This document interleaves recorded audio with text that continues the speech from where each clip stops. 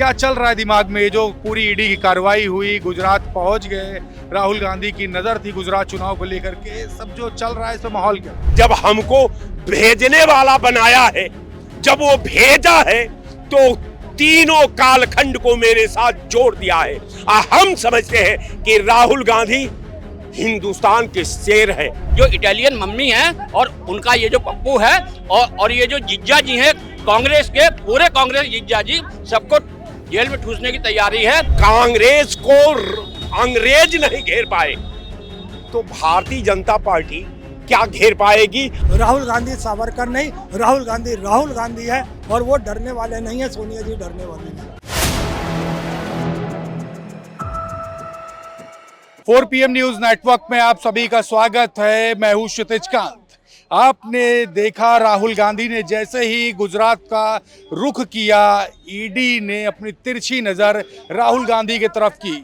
आपने देखा देश भर में प्रदर्शन हुआ और उसी दौरान देश की तीसरे नंबर की जो पार्टी है समाजवादी पार्टी, उसके सुप्रीमो अखिलेश यादव ने साफ कहा एक प्रेस कॉन्फ्रेंस के दौरान कि ईडी की शुरुआत तो कांग्रेस सरकार ने ही की थी और यही ईडी अब कांग्रेस के बड़े नेता राहुल गांधी के लिए भारी पड़ गई। इसमें एक एंड आ जाना चाहिए और ईडी अब एंड हो जानी चाहिए।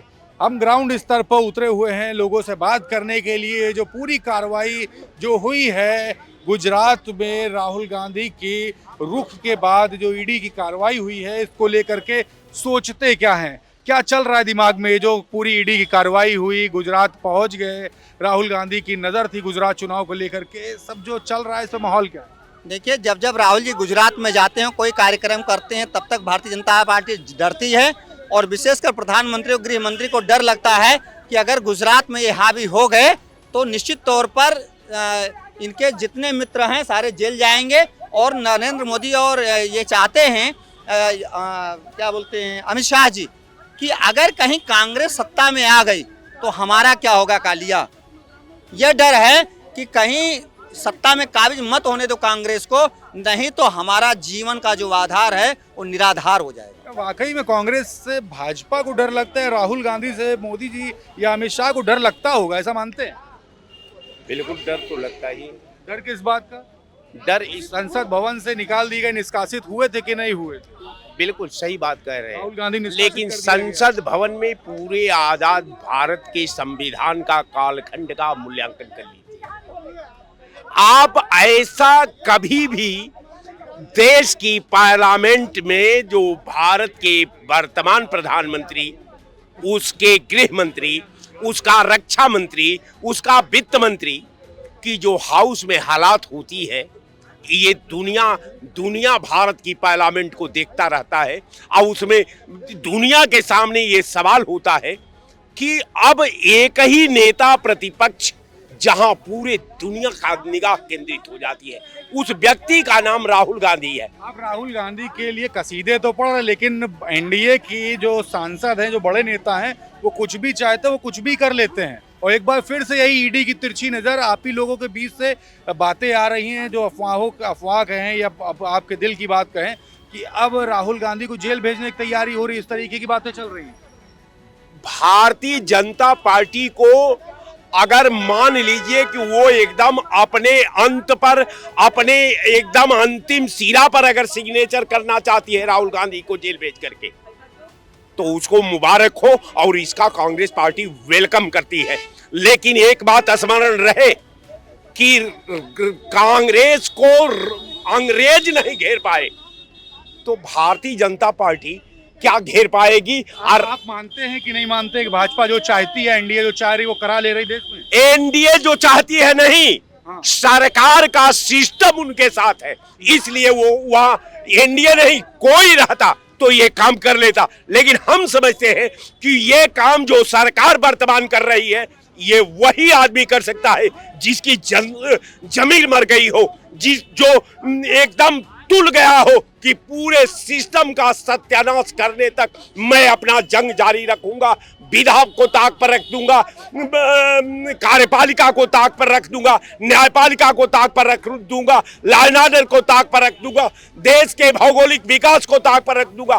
तो हम समझते हैं कि अगर भारतीय जनता पार्टी ये अंतिम गलती करेगी, अंतिम गलती करके ये राहुल गांधी को जेल भेज देगी, उसी दिन अपना जो है ये मौत के फरमान पर सिग्नेचर कर लेगी। दुनिया की कोई ताकत भाजपा को नहीं बचा सकती जाने से।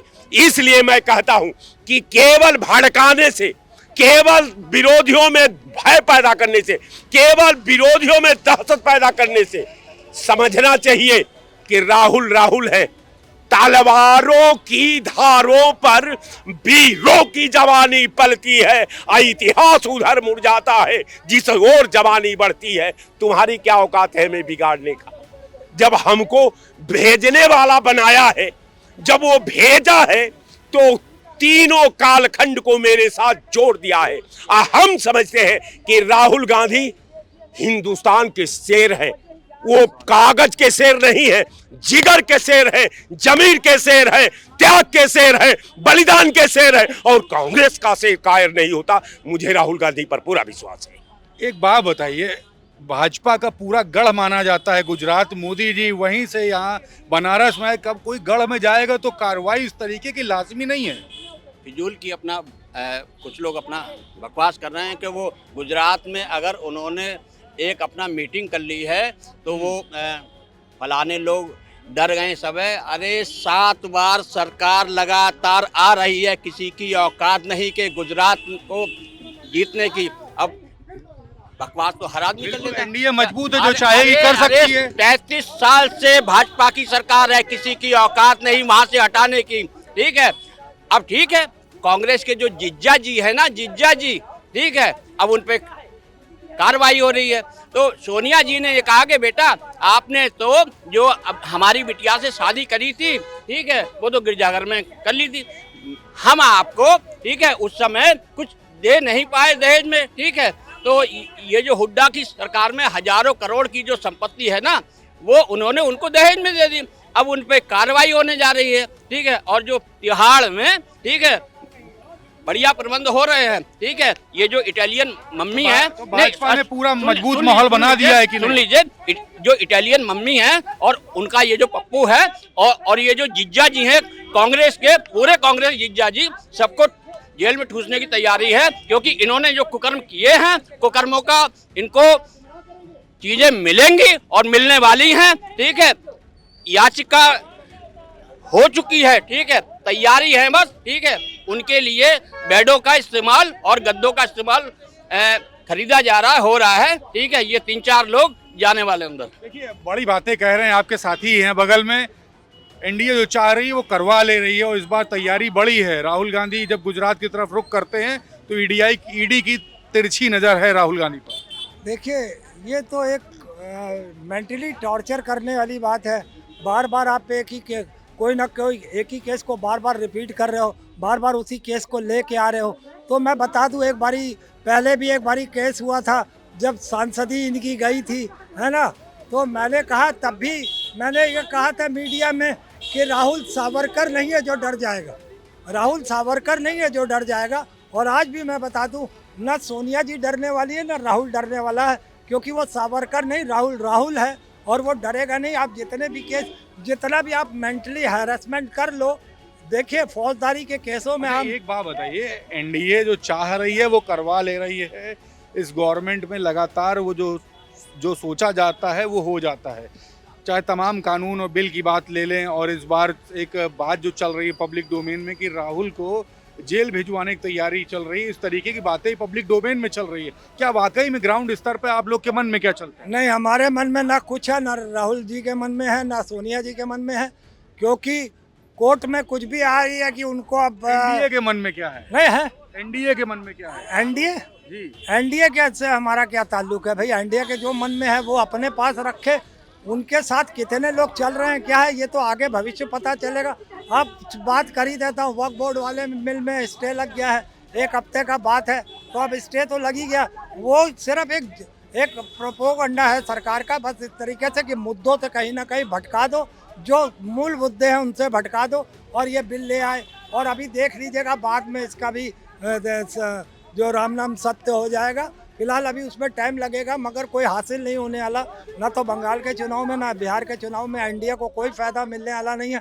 और जितना भी आप डराओगे किसी को, वो उतना ही और शक्तिशाली होएगा, क्योंकि मैं बार बार कहूँगा, राहुल गांधी सावरकर नहीं, राहुल गांधी है, और वो डरने वाले नहीं है। सोनिया जी डरने वाली नहीं। राहुल गांधी सावरकर नहीं, इस तरीके की बातें, लेकिन गुजरात तो गढ़ माना जाता भाजपा को, वहाँ एंट्री करेंगे तो इस तरीके की कार्रवाई लाजमी नहीं मानते। बिल्कुल मानते हैं। जो हो रहा सही हो रहा है। हाँ, सही हो रहा है। राहुल गांधी गुजरात नहीं जाना चाहिए था। नहीं जाना चाहिए, वैसे वो नेता है, पुराना नेता है, उसी की जो आज जो बीजेपी सब कुछ बेच रही है वो सिर्फ राहुल गांधी लोग की है, वो उसको कहीं से नहीं रोक सकते। एक समाजवादी को, अखिलेश यादव को और राहुल गांधी को कहीं रोका नहीं जा सकता। लेकिन एक बड़ी कार्रवाई ईडी की तिरछी नजर अब हो गई है राहुल गांधी की तरफ, इसको लेके मन में क्या है? भैया इसके लिए हम क्या बोल सकते हैं? क्या सोचते हैं, जो सब कुछ जो चल रहा है इसके लिए क्या सोचते हैं? इसके लिए हम यही सोचते हैं कि जो भी हो, दोनों धर्म को एक पक्ष किया जाए, दोनों धर्म को बात की जाए एक दूसरे से। बिल्कुल, क्या कह रहे थे आप? मैं सर एक शेर कहना चाहता हूँ, ये बार बार जो गड़े मुर्दे, चाहे वो नेशनल हेड के हों, चाहे वो कोई और मुस्लिम को लेके मुद्दे हैं, तो मैं एक लाइन गाना चाहता हूँ कि एक माचिस की तीली ही काफ़ी है देश में आग लगाने के लिए।